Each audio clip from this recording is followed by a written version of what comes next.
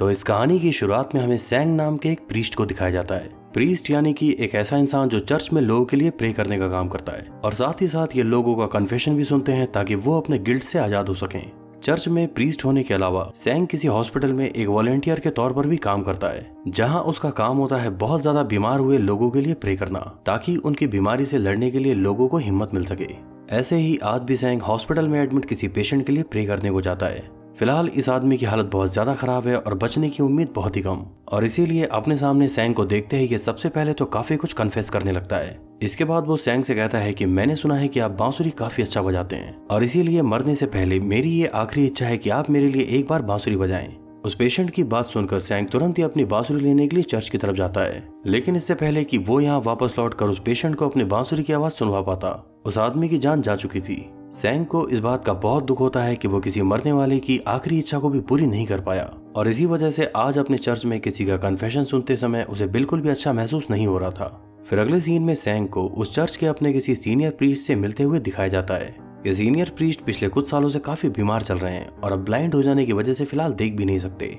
सैंग इस senior priest के सामने अपनी एक इच्छा जाहिर करते हुए बताता है कि पिछले कुछ समय से इमैनुअल नाम के एक वायरस के कारण काफी सारे लोगों की जान जा चुकी है, लेकिन अफसोस की बात यह है कि काफी कोशिशों के बाद भी साइंटिस्ट आज तक उसका कोई एंटीडोट नहीं बना पाए। यहीं पास की ही एक लैब में उसका एंटीडोट बनाने के लिए रिसर्च चल रही है और फिलहाल उन लोगों को एक ऐसे वॉलंटियर की जरूरत है जिसकी बॉडी में उस वायरस को इंजेक्ट करके उसके ऊपर कुछ नए एक्सपेरिमेंट किए जा सकें।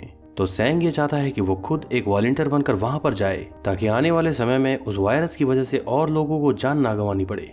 उसके सीनियर प्रीस्ट उसे समझाते हुए कहते हैं कि इस काम में बहुत ज्यादा खतरा है और वैसे भी इस चर्च के साथ साथ मुझे भी तुम्हारी बहुत जरूरत है, तो बेहतर होगा कि उस एक्सपेरिमेंट के लिए खुद को वॉलंटियर करने का ख्याल तुम अपने दिमाग से निकाल दो।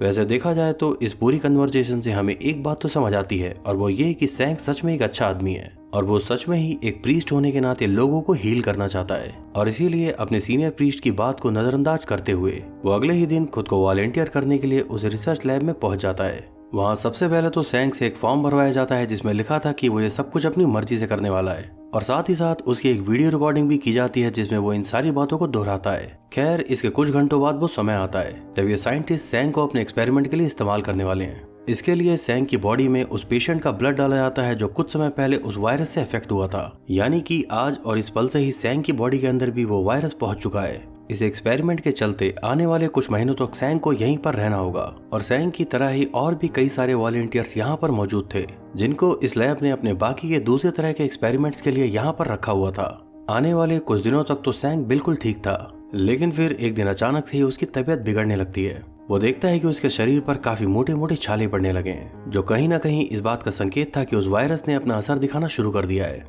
उस जगह पर काम करने वाले साइंटिस्ट और डॉक्टर उसका इलाज करने की काफी कोशिश करते हैं, लेकिन चाहकर भी वो लोग सैंग की जान नहीं बचा पाते।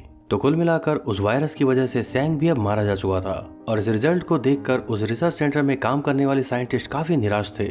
लेकिन फिर इसके कुछ ही देर बाद एक चमत्कार होता है। वो लोग देखते हैं कि ये आदमी जो अभी से कुछ देर पहले तक मरा हुआ था वो अचानक से ही फिर से जिंदा हो गया। इनमें से किसी को भी नहीं समझ आता कि आखिर ये चमत्कार हुआ कैसे। खैर, आने वाले कुछ दिनों तक सैंग को उसी लैब में अपने ऑब्जर्वेशन में रखा जाता है। फिर एक दिन अचानक से ही वो अपने मुंह और हाथों में पट्टी बांधकर उस जगह से बाहर आ जाता है। इस रिसर्च सेंटर के बाहर खड़े हुए काफी सारे लोग उसका पहले से ही इंतजार कर रहे थे।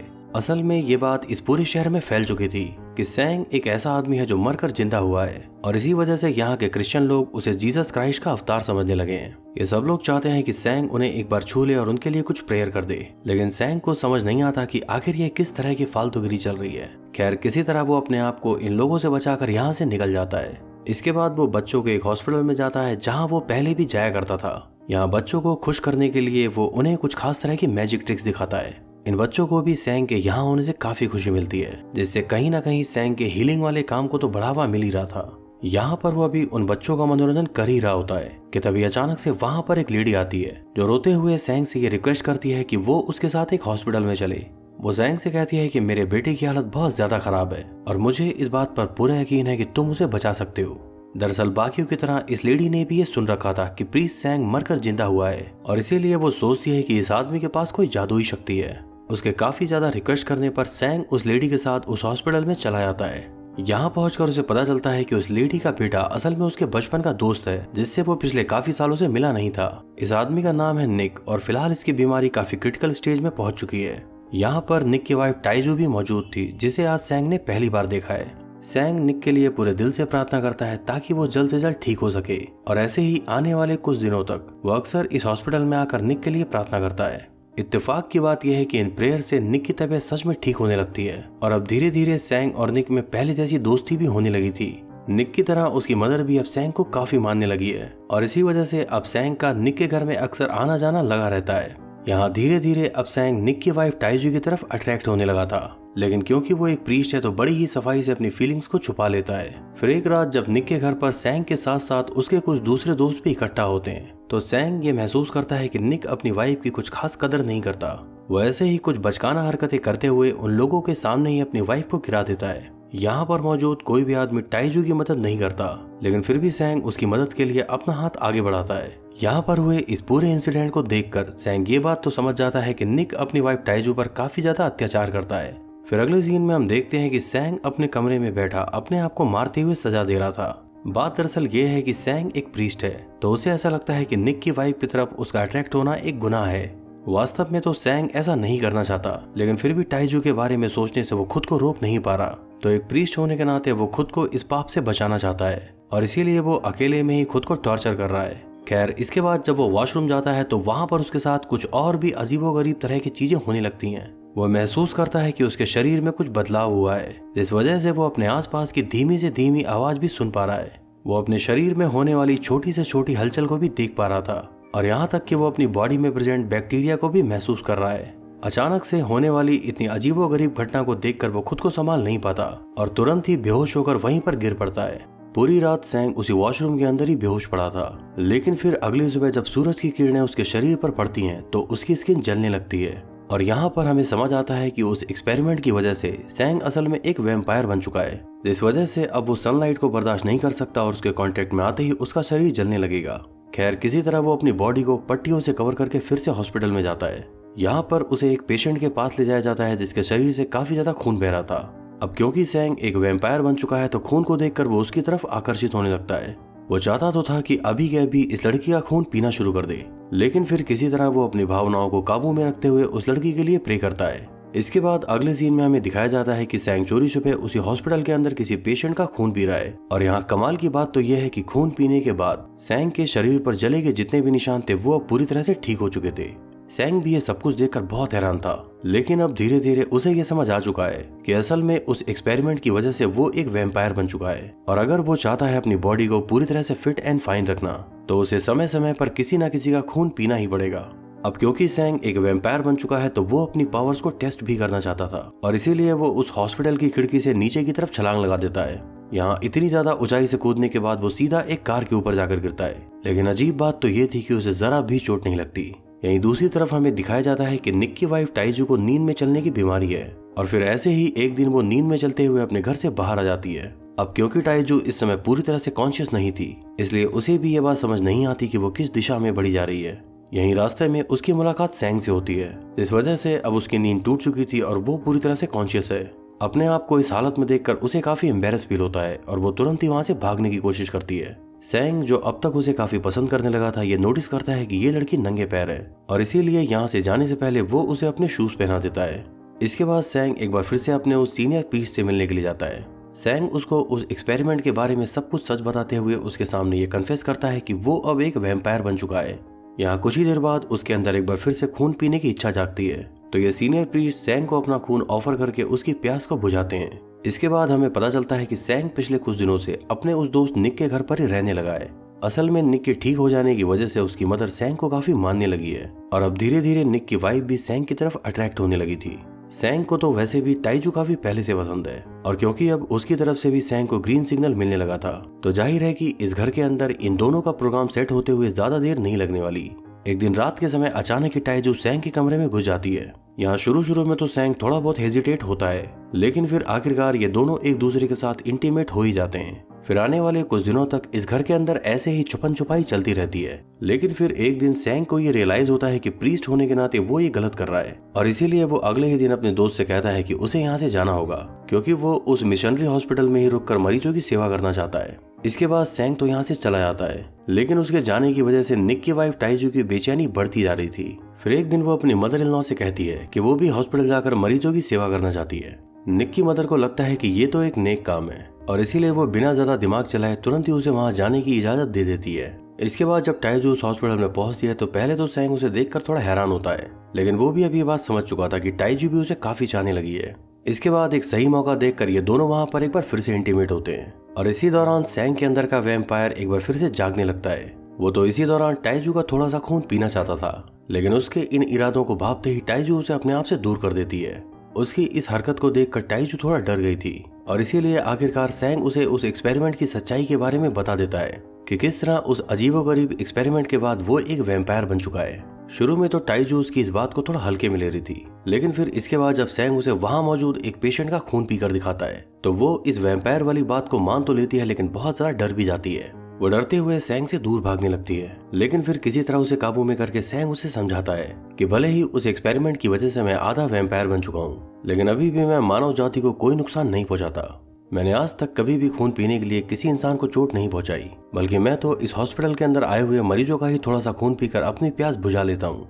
आखिरकार किसी तरह टाइजू इस बात पर कन्विंस हो जाती है कि सैंग उसे कोई नुकसान नहीं पहुंचाएगा। इन दोनों के बीच ये सारी बातें वॉशरूम के अंदर बंद होकर ही चल रही थी कि तभी अचानक से कोई बाहर से इस गेट को नॉक करने लगता है। तो सैंग अपनी वैम्पायर स्किल को यूज करके वहां की खिड़की से बाहर कूद जाता है। ये नजारा देखने के बाद अब टाइजू को तो इस बात पर पूरी तरह से यकीन हो चुका था कि टाइजू असल में एक वैम्पायर ही है, लेकिन वो उसे कोई नुकसान नहीं पहुंचाएगा। फिर अगले दिन वो उस हॉस्पिटल से थोड़ा खून चोरी करके अपने वैम्पायर बॉयफ्रेंड सैंग के लिए लेकर आती है।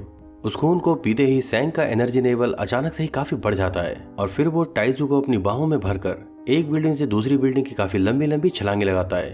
टाइजू को भी ये सब कुछ देखकर बहुत मजा आ रहा था। असल में वो भी काफी पहले से अपनी बोरिंग जिंदगी में कुछ रंग भरना चाहती थी, और अपने इस नए बॉयफ्रेंड से मिलने के बाद तो उसकी जिंदगी बुरी तरह से बदल चुकी है। टाइजू के पैरों पर चोट के काफी सारे निशान बने हुए थे, लेकिन सैंग के काफी पूछने पर भी वो उसे इसके पीछे की सच्चाई नहीं बताती। इसके बाद एक बार फिर से सैंग अपने उस सीनियर प्रीस्ट से मिलने के लिए जाता है। ये प्रीस्ट सैंग से कहता है कि अपनी इस साधारण जिंदगी से मैं काफी तंग आ चुका हूँ, और इसीलिए मैं चाहता हूँ कि तुम्हारा थोड़ा सा खून पीकर मैं भी एक वैम्पायर बन जाऊँ। मुझे पूरा यकीन है कि वैम्पायर बनने के बाद मेरी खोई हुई जवानी के साथ साथ आंखों की रोशनी भी लौट आएगी। लेकिन सैंग उनको अपना खून पिलाने से मना कर देता है, क्योंकि सैंग को इस बात का डर था कि कहीं वैम्पायर बनने के बाद ये आदमी इंसानों के लिए खतरनाक ना हो जाए। इधर हॉस्पिटल में कुछ दिन गुजारने के बाद अब टाइजू अपने घर पर वापस जा चुकी थी। सैंग उसके बिना नहीं रह पा रहा था, तो इसीलिए वो उसके घर पर जाकर निक की मॉम से कुछ और दिन यहाँ रुकने की इजाजत मांगता है। निक की मदर तो इस बात से पूरी तरह से अनजान है कि यहाँ असल में क्या खेल चल रहा है, और इसीलिए वो खुशी खुशी सैंग को यहाँ रुकने की इजाजत दे देती है। फिर रात के समय एक सही मौका देखकर सैंग और टाइजू एक बार फिर से इंटीमेट होते हैं। कुछ देर तक यहाँ साथ रहने के बाद टाइजू एक बार फिर से अपने कमरे की तरफ जाने लगती है, और यहाँ पर हमें इस लड़की के पैरों पर लगे जख्मों के पीछे की सच्चाई के बारे में भी पता चलता है। बात दरअसल ये है कि जख्मों के ये सारे निशान टाइजू ने अपने आप को खुद ही दिए हैं, लेकिन आखिर कोई इंसान ऐसा क्यों करेगा, तो ये बात हमें इस कहानी में आगे समझ आएगी। कुछ घंटे बाद जब सैंग उसके कमरे में आता है तो देखता है कि उसके पैरों पर जख्मों के बिल्कुल ताजा निशान है। ये देखकर सैंग को बहुत गुस्सा आता है, और उसे ऐसा लगता है कि ये सब कुछ करने वाला असल में उसका दोस्त निक ही है। सैंग इस समय इतना ज्यादा गुस्से में था कि वो नींद में ही उसे मार डालना चाहता था, लेकिन टाइजू उसे रोकते हुए कहती है कि यहाँ पर ऐसा करना ठीक नहीं होगा।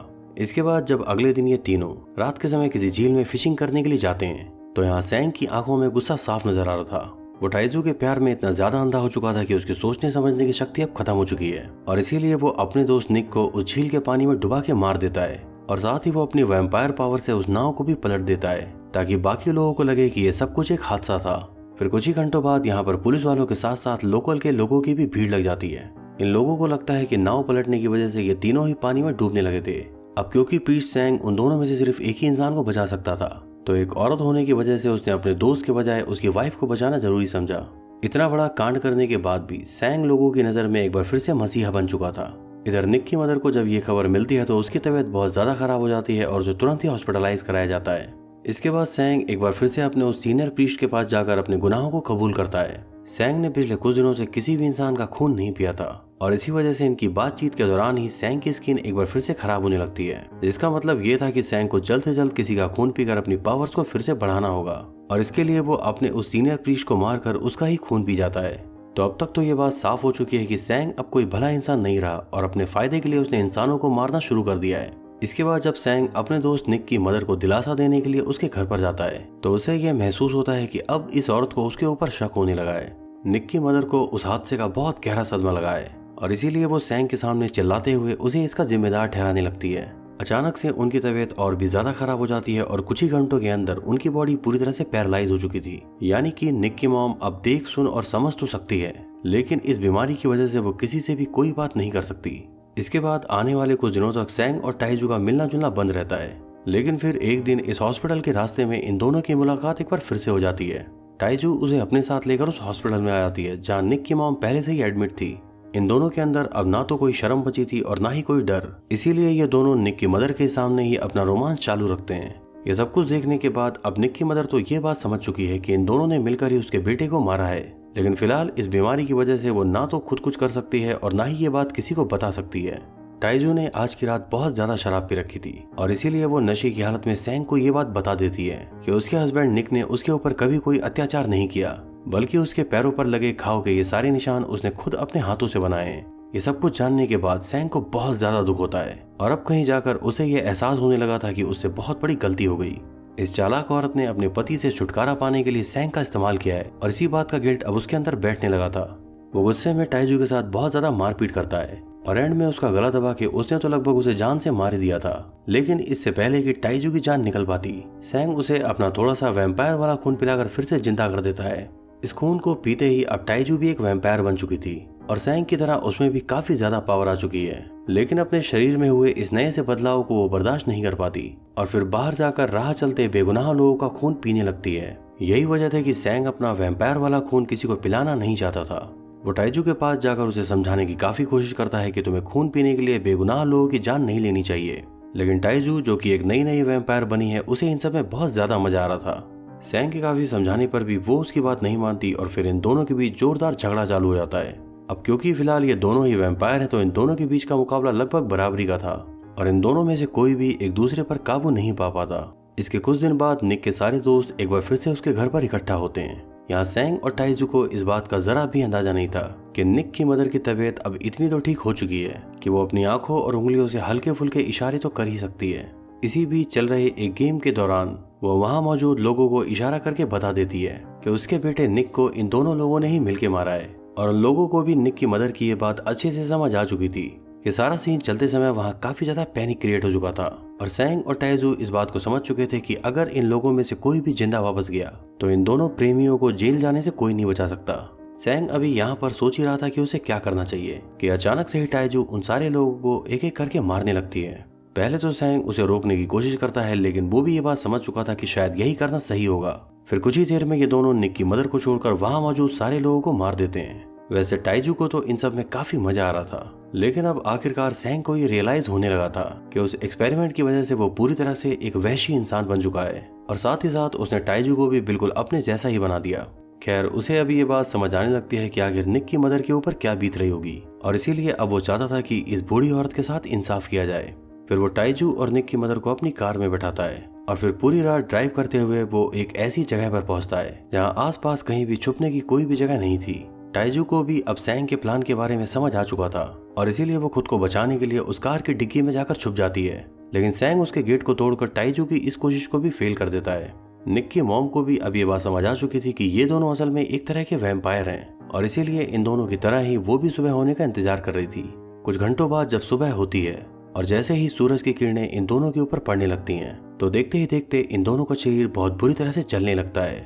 निक की मदर भी उस कार में बैठे हुए ये सब कुछ देख रही थी और इन दोनों को इस तरह से तड़पते हुए देख उसकी आंखों में काफी सुकून था। उस तेज धूप में कुछ ही देर के अंदर उन दोनों की बॉडी पूरी तरह से जलकर खाक हो जाती है और इस तरह पश्चाताप की आग में जलते हुए इन दोनों ने निक की मदर के साथ इंसाफ किया। एंड ऐसे ही स्ट्रेंज बट सेटिस्फाइंग एंडिंग के साथ ये कहानी यहाँ पर समाप्त होती है।